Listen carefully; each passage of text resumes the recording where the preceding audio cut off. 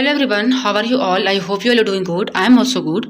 सो अभी बताइएगा कि आपकी पढ़ाई कैसी चल रही है। और मैं तो अब टाइम निकाल के मैनेज कर ही रही हूँ अपनी पढ़ाई को, जैसा कि आपको डे बाय डे ब्लॉग में दिख रहा है।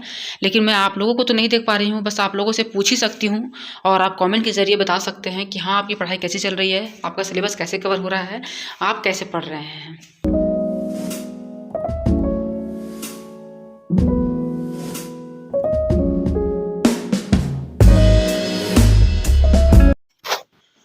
तो जैसा कि आपको पता है कि मैं कभी भी एक जगह बैठ के नहीं पढ़ पाती हूँ, क्योंकि बेबी को भी देखना होता है।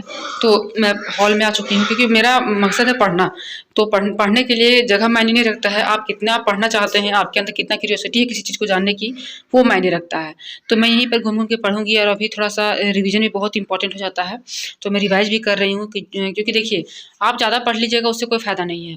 आपको कितना रिकॉल आप कर पाते हैं, कितना आप याद कर पाते हैं, वो मायने रखता है। तो बस अभी थोड़ा सा रिवीजन चल रहा है मेरा।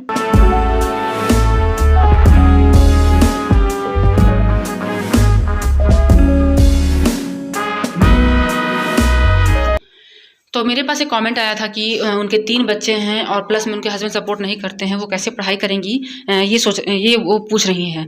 तो सबसे बड़ी बात ये है कि देखिए, अगर आपके पास 3 बच्चा है प्लस में अगर आपके हस्बैंड सपोर्ट नहीं करते हैं, तो सबसे पहले अपने एक ऐसा गोल बनाइए कि जो आप जल्दी उसको अचीव कर सकते हैं। गोल ऐसा रखिए कि जो आपके लिए अचीवेबल हो, ठीक है। और सबसे पहली बात कि सपोर्ट का जहाँ तक बात आएगा, तो पहले सपोर्ट कोई बहुत कम ही लोग करते हैं। पहले आपको अपना खुद का सपोर्ट करना होता है। आप कितने डेडिकेटेड हैं किसी चीज़ को लेके, उसको सामने वाले को दिखाना होता है। तो अगर आपके पास अगर आप टाइम निकालना जानते हैं कि आपको कैसे टाइम निकालना है, और अगर 3 बच्चे हैं तो ऑब्वियस सी बात है, बच्चे बड़े भी होंगे। सारे बच्चे तो छोटे नहीं होंगे, आपके बड़े भी होंगे, स्कूल भी जाते होंगे। तो जो बच्चा आपका घर में रहता है उसके साथ आप टाइम मैनेज करना सीखिए कि आपको टाइम कैसे मैनेज करना है। और डे बाय डे आप मेरे ब्लॉग को देख के आइडिया लगा सकते हैं। लेकिन मैं यहीं पे कहूँगी कि छोटा सा गोल बनाइए अपने लिए कि आपको टीचिंग एग्जाम निकालना है, या जो भी आप चाहते हैं क्रैक करना, उसका सिलेबस अच्छे से समझिए, और तभी आप अच्छे से तैयारी कर सकते हैं। पहले खुद को डेडिकेशन दिखाइए, खुद मन लगा के पहले पढ़ना सीखिए कि आपको कैसे पढ़ना है, क्या करना है। और रहा बात की मोटिवेशन का, गाइडेंस का, वो तो आपको मेरे चैनल से डे बाय डे आपको मिलता ही रहता है। तो मैं एक बात यहाँ आपको कहना चाहूँगी कि हर एस्पिरेंट का एक ड्रीम होता है कि वो यूपीएससी क्रैक करे, और वो अपने फैमिली को प्राउड फील करवाए, सोसाइटी के लिए कुछ करे। लेकिन ये सबके साथ पॉसिबल नहीं हो पाता है due to some reason, like economical condition, environment, guidance की जो लैक ऑफ गाइडेंस हो जाता है। तो मैं यहाँ पे बताने वाली हूँ फिजिक्स वाला। जी हाँ, पीडब्ल्यू, आप नाम तो सुना ही होगा आप लोगों ने। तो फाउंडर ऑफ पीडब्ल्यू अलग पांडे सर।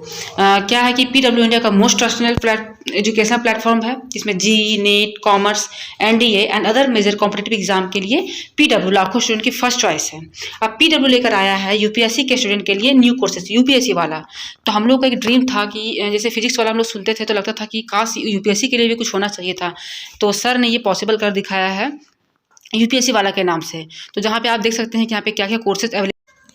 तो अब आपको बिल्कुल भी डिमोटिवेट नहीं होना है कि आपका जो आईपीएस आईएएस बनने का सपना है वो पूरा नहीं होगा, जो बिल्कुल पूरा होगा। बस थोड़ा सा आपको स्मार्टली डिसीजन लेना होगा। तो आपको यहाँ पे क्या क्या मिलने वाले हैं वो मैं बताती हूँ। करंट अफेयर मिलेगा, ऑल क्लासेस में आपको करंट अफेयर मिलेगा, टॉपिक वाइज पीडीएफ नोट्स मिलेंगे। जो भी आपका सिलेबस का टॉपिक होगा वो सारे नोट्स में कन्वर्ट हो जाएंगे, मिलेंगे। और एमसीक्यूज मिलेंगे, प्लस मॉडल आंसर्स मिलेंगे। ठीक है, उसके बाद प्री मेंस मंथली मैगजीन मिलेंगे, वीकली टेस्ट होंगे आपके यहाँ पे। और जो है, जो भी स्लाइडर से पढ़ाए जाएंगे वो सारे आपको नोट्स में कन्वर्ट होकर मिलेंगे। तो प्राइस के बारे में हम लोग जान लेते हैं कि अगर आप एडमिशन लेना चाहते हैं तो आपको एक क्वेरीज होगी कि कैसे क्या है। तो प्रहार बैच है यूपीएससी के लिए, जो 2023 के लिए अपियर होना चाहते हैं, उनको 6,999 लगेंगे, बाइलिंगुअल होगा। संकल्प बैच जो है 2024 के लिए, वहाँ पे 9,999 लगेगा। और टाइटन बैच है यूपीएससी 2024 के लिए, बिल्कुल इंग्लिश के लिए, वो 9,999 में मिलने वाले हैं। तो आपको प्राइस देख के ही अंदाजा लग गया होगा कि अब हर स्टूडेंट का सपना पूरा हो सकता है। यूपीएससी उनके लिए दूर नहीं है, क्योंकि फिजिक्स वाला ने ये पॉसिबल कर दिखाया है। तो अगर आप चाहते हैं कि आप इस बैच को ज्वाइन करें, तो आपको एक कूपन कोड में दे रही हूँ, AID 500, जिसको आप अगर लगाते हैं तो आपको 500 डिस्काउंट तुरंत मिलेंगे। और एक बात और यहाँ पे बता दूँ कि आपको अगर आप सीसेट की तैयारी करना चाहते हैं तो वो भी आप कर सकते हैं, लेकिन वो उसके लिए अलग से कोई चार्जेस नहीं लगेंगे।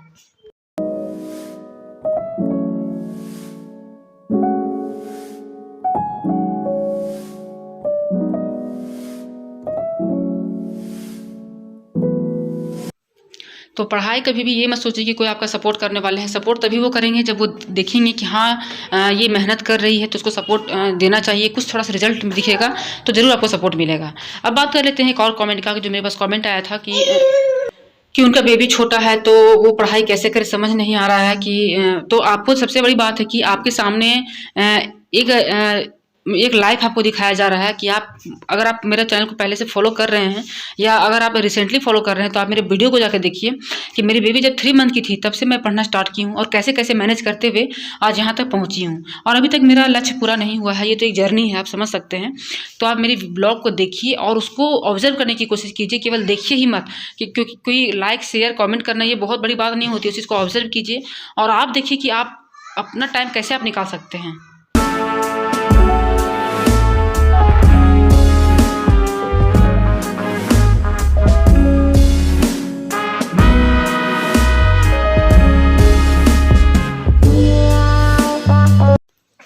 मेरे हर ब्लॉग्स में बताए हुए हैं कि छोटे बच्चे के साथ कैसे पढ़ाई करें या मैं कैसे पढ़ाई करती हूँ। मैं तो आपको लाइव एग्जांपल दिखाती हूँ, ऐसा बात नहीं है कि मैं केवल बैठ के बोल रही हूँ कि हाँ ऐसे पढ़िए वैसे पढ़िए, नहीं।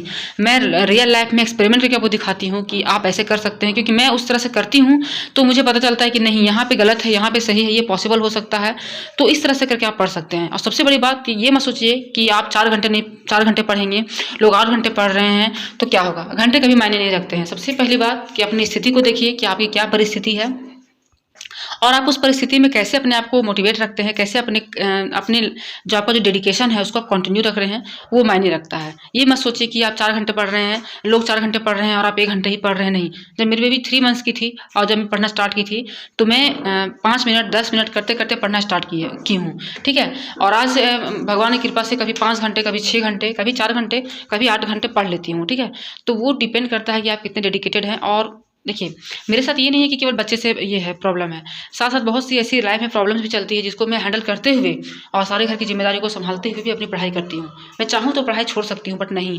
अगर आप किसी रास्ते में निकलते हैं और उस रास्ते में आपको जाने में बहुत सारी रुकावटें आती हैं और उस रुकावट को पार करके भी आप आगे जाते हैं तो आप बस मंजिल आपको मिलने ही वाली है, तो आप पीछे मुड़कर नहीं देखते हैं। वो मेरा थॉट है।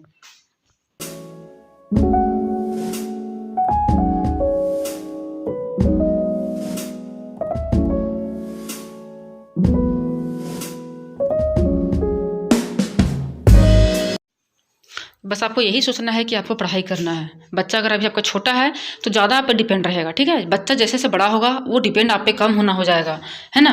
बस थोड़ा सा आपको केयर रखना पड़ेगा। जैसे कि बच्चा अगर अभी बैठ नहीं सकता है, चल नहीं सकता है, तो ऑब्वियस सी बात है उसको ज़्यादा केयर की ज़रूरत होगी, उसको ज़्यादा आपकी ज़रूरत होगी, हर चीज़ में आपका उसका ज़रूरत होगी कि ऑब्वियसली आप एक माँ हैं, वो छोटा बच्चा है तो थोड़ा वहाँ पर आपको टाइम कम मिलेगा। लेकिन बच्चा जैसे जैसे बड़ा होगा वो थोड़ा सा चलने लगेगा, दौड़ने लगेगा, तो थोड़ा सा आपका भार कम होता है। लेकिन हाँ, ऐसा नहीं कि आपको रेस्ट मिलेगा, आपको वो हार्डवर्क करना ही होगा। आप मेरे डेली के ब्लॉग से देख सकते हैं कि मैं कैसे हैंडल करती हूँ। आप मुझे देख सकते हैं, आप स्टार्टिंग से देखिए मेरा ब्लॉग और आपका ब्लॉग देखिए कि मेरे हेल्थ में कितना इफेक्ट पड़ा है, कितना चेंज आया है मेरे हेल्थ में। लेकिन फिर भी मैं अपना जो काम है वो नहीं छोड़ रही हूँ। लगता है कभी कभी डिमोटिवेशन, लेकिन नहीं। अगर आप किसी काम को कर रहे हैं और लगता है कि वो काम आपसे हो सकता है तो उस काम को कभी भी किसी के कारण मत छोड़िए। अपना लाइफ है, आपका लाइफ है, आप उसको खुद से हैंडल कर सकते हैं।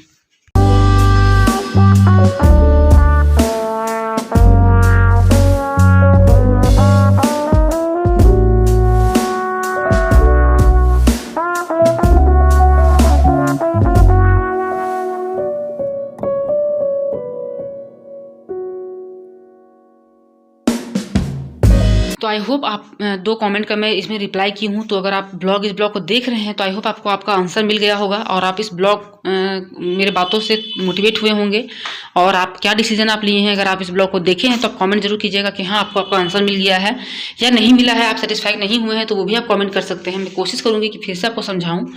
और चैनल में पहली बार आए हैं तो चैनल को लाइक शेयर सब्सक्राइब करना बिल्कुल मत भूलिएगा। कमेंट जरूर कीजिएगा और बताइएगा ब्लॉग कैसा लगा और आप सब कैसे पढ़ाई करते हैं, कौन कौन से एग्ज़ाम की प्रिपरेशन करते हैं। क्योंकि जो मेरा चैनल है वो यूपीएससी पे ही बेस्ड है, क्योंकि मेरा टारगेट है यूपीएससी क्रैक करना। वो मैं अभी केवीएस का तैयारी कर रही हूँ, इसलिए क्योंकि मेरा थोड़ा सा वैसे कंडीशन है, छोटी बच्ची है।